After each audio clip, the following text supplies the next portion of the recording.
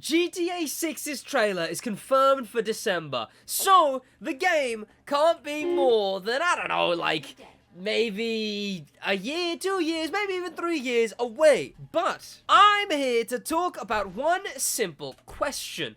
Will Grand Theft Auto 6, the next installment in this massive franchise, actually be a good car game? Because that's a question I have to ask for this channel right here. Because I play car games. It may mostly be The Crew, but I've hopped on Need for Speed, even Gran Turismo.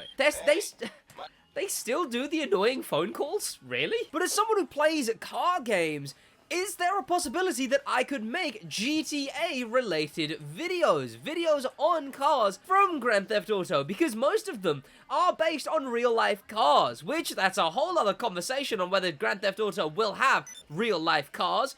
A conversation that I probably will have in a different video. Because way too many people seem to think that Grand Theft Auto 6 will have real-life cars. What are you talking about? I'll do a video on that. Also, a fun fact, you might not have known about me. A while ago, my dream car used to be the Porsche Taycan. Now it isn't anymore. It's kind of more the RX-7 FC.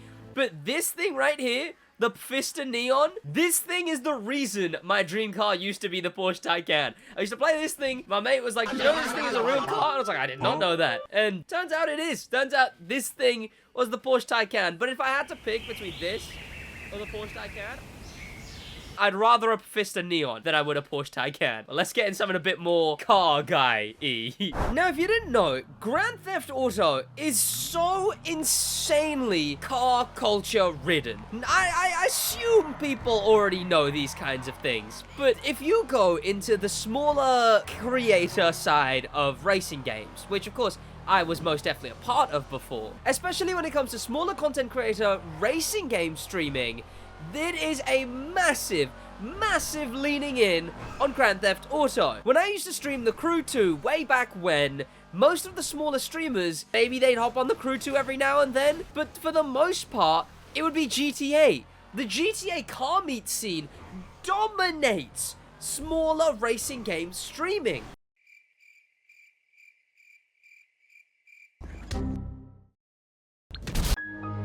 If I can...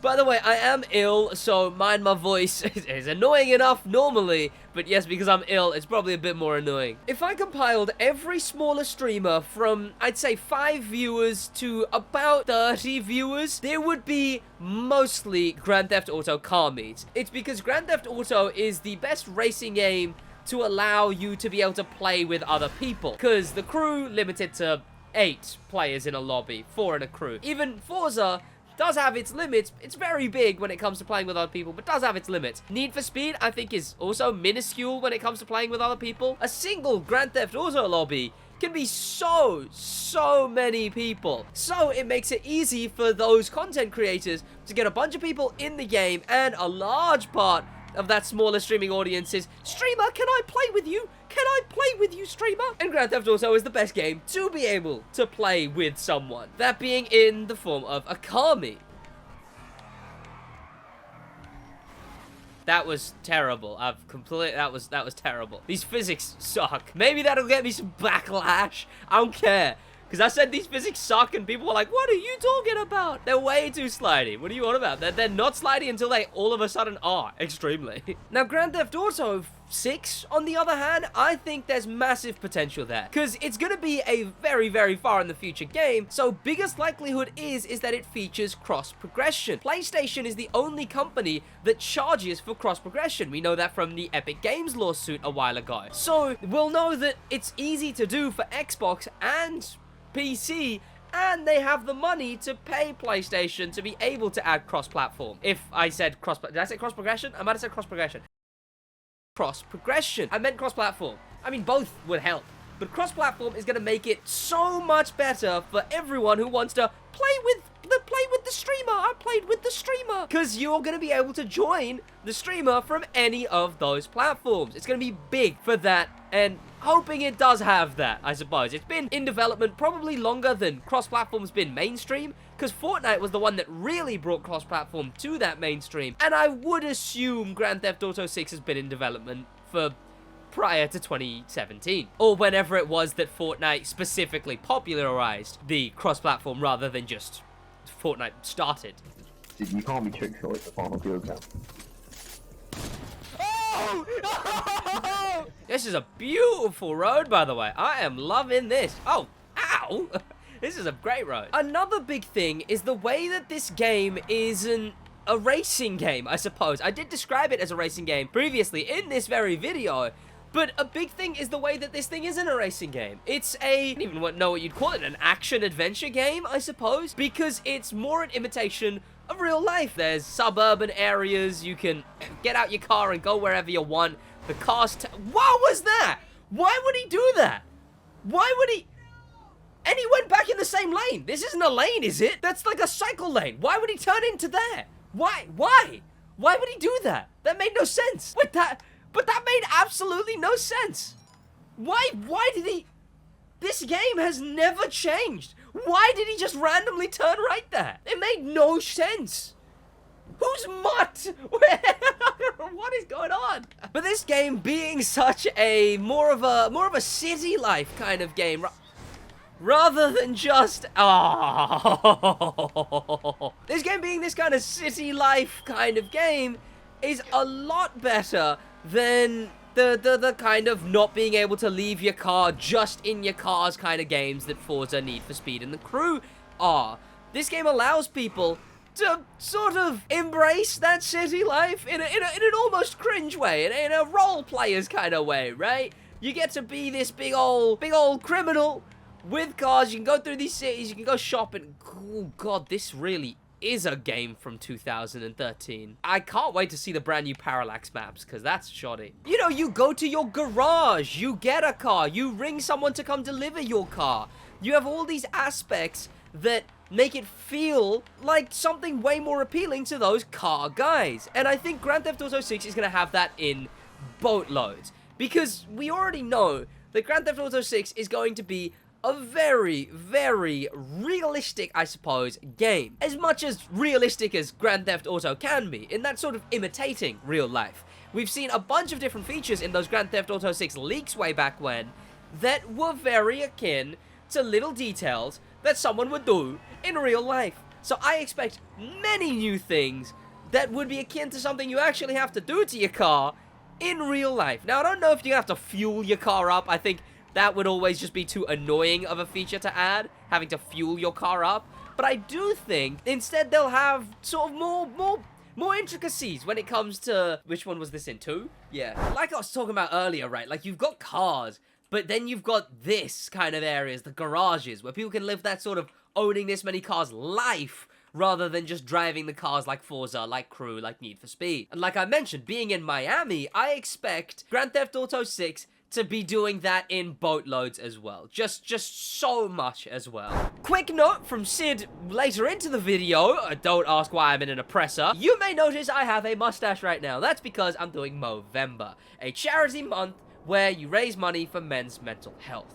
Boys, if you're going through it, which a lot of us are nowadays, just reach out to someone, please. Before latching on to the stinky role models that are there now in the world that people are following, and those role models that prey on the struggling, insecure men. If you're struggling, just reach out to someone close to you. And if you can, reach out. If you have people close to you, reach out to them. Make sure they know you're there for them. Reach out to someone, even it may not even look like they're struggling. And of course, please, in the fundraiser will be attached to this video. If you can, do give to the fundraiser. It's through YouTube. All of that money goes directly to Movember. It'd be absolutely appreciated. Please do give to the fundraiser if you can. It's below the video. And if you can't, just reach out to someone. Truly. That's all that matters. And I hope you boys are doing alright. Alright, back to GTA car game, whatever. And as I go into this floor, I think it's the best now time to talk about the licenses. Now, I'm going to do probably a full video talking about why Grand Theft Auto 6 won't have its own full licenses. Because I think there's just no point, yada, yada, yada, whatever. But the fact that this one doesn't have real-world licenses is why we can do stuff like this, why we can make a car that, what is this, like some ratty UK hatchback? Maybe like a Vauxhall? Then we got the Supra. You know how difficult it is to get Toyota in a game? But here is the Supra, the Mark IV, done up in a way that you would never really be able to do up this car in any other game, really. I think the fact that this game has such a dedication to making all the different types of cars, because you've got the Supra, which is that generic JDM guy's car. Then you got the average Tesco parking lot car. They have so many different things for so many different people in the world of car culture. They've even got the SUV enjoyers cars. They've got the extreme supercars like the Adders and whatnot. And then you got the rat rods, these kind of cars, the van lovers cars. You got, is that a hearse? I don't know, I own a hearse. You got the goddamn Huda whatever. Now, Grand Theft Auto 5 launched with a fair few of the cars from Grand Theft Auto San Andreas and Grand Theft Auto 4. So I see Grand Theft Auto 6 launching with a bunch of the cars from Grand Theft Auto 5. Likely most of the cars from Grand Theft Auto 5. Meaning from the jump, they will have such an insane number of different car people's cars. You got the muscle cars, and then you got my baby, the Fist of Neon. Interiors will definitely need some work. Now, this interior actually looks quite nice. This is surprising, but as far as I remember, the older cars in this game, don't they just have, like, all the same bone stock interiors? That'd have to be worked on, of course. Like, they all have, like, the exact same interior or something. Something a car from Grand Theft Auto 4 / Grand Theft Auto San Andreas would have to do. Probably why they recently nuked half of those cars. Those cars from the older cars from launch. Probably one of the big reasons they got rid of those cars was the detail highly lacking in them. Now, was that a good thing to do? No, I do think they should bring back all those cars that they removed from being able to be bought that they did a while ago. Was that a Coquette? It was. But truly, something only really, I'd say Forza can do when it comes to having all these different car people's cars, like the SUVs. Forza does a good job at getting the shitbox cars, right? The things, just the ratty hatchbacks, the muscle cars, the old school muscle cars, the generic pickups, all of those generic cars that no one would really directly care about, but the fact that they're in the game is quite nice because they've got so many of those. Crew has more of a focus on that fun kind of diversity, where it's got F1 cars and monster trucks and planes and boats. Need for Speed is Need for Speed. But I think that is another massive up on the fact that I think this game, GTA 6, big for car culture and players. Other things like the fact that Grand Theft Auto 5's racing scene, when it comes to people like Bruffy and whatnot, as well as the online races, still very big. And that's just gonna transfer over to Grand Theft Auto 6 Online. Hoping that the game still features this very in-depth, like, race maker that they have. I don't really touch it or know how it works, or even if it is very good, maybe people hate it, but it's a race maker that a lot of people play. So the fact that it has that race maker, hopefully that's in GTA 6, and that'll help with races being a big part of that game too. Graphics is going to be a big thing, and also the customization, where Forza and Crew are limited by what the manufacturer can approve. Games like Grand Theft Auto aren't. They can make you be able to do whatever you want to any car. So of course, those things can be very in-depth, like they can't be in other games. And that's why a lot of these GTA car meters enjoy GTA over other games. Now, where I don't think it's going to dominate Grand Theft Auto 6's entire gameplay, I don't think it's going to be a big part of anything really. I think, and also, hang on a minute, someone tweeted recently. Someone tweeted, hang on a minute, how do I, oh wait, I wasn't, oh no, hang on, okay, there we go. Someone tweeted, I hope Grand Theft Auto 6 adds fast travel, so you don't have 20 minutes of driving like you do in Grand Theft Auto 5. And all of the quotes, all of the responses to that tweet were dogging on that guy, were making fun of him, telling him how driving and the cars and the radio was some of the best things about Grand Theft Auto's gameplay. Oh, did I just get tactical airstruck? Ah! Grand Theft Auto never changes. It never changes. Where am I? How do I even do anything in this game anymore?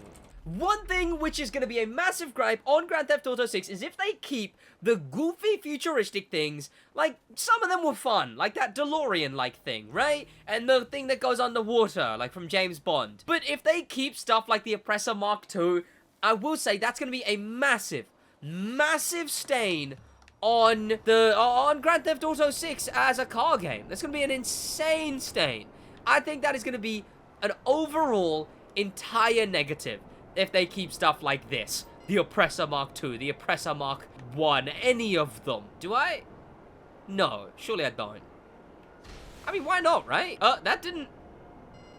Still alive? He is still alive. You know what? I'll leave him. So maybe Grand Theft Auto 6 won't be a good car game. It'll be a great Oppressor Mark II game, though. But realistically, I think we'll just have to wait and see. But regardless of if it is or isn't, I think that the audience, the racing game audience, the car audience, is still going to latch onto this game no matter what. I think they're instantly going to be thinking it's a good car game and hopping onto it as such, and maybe eventually it's crafted into one. Actually, before I exit this, I will first talk about the state of the fact that they bought the role-playing companies. A bunch of the role-playing companies have been bought by Rockstar. And of course, those big companies, the role-playing companies, were very big on real cars. Real-life cars. Now, obviously, they've been stopped, which I'll talk about that in the video on the car licenses. But a big part of role-playing was cars. People liked the cars in GTA roleplay.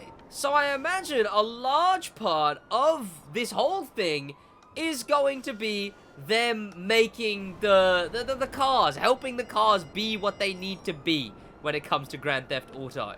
I think that them buying the companies that make roleplay servers all around going to be a positive when it comes to GTA 6 being a good car game. That's going to be about it from me. Thank you to popular members, a special thank you to famous members, and an insane thank you to star members, Danimal and Manimal, Extreme Speed, and Grim Pepper, and an insane top of the top thank you to Icon members, HK, and Extreme Speed again. If you boys want to see me on Grand Theft Auto 5 again, let me know, because I'm definitely going to be following the upcomings of Grand Theft Auto 6. By the way, if you notice my mustache, it's because I am doing Movember. I may have put in a plug earlier in the video. So, of course, do head down there. Please do give to the fundraiser if you can. But if you can't, just remember, reach out to someone close to you. And if you're struggling yourself, reach out. That's about it from me in a bit.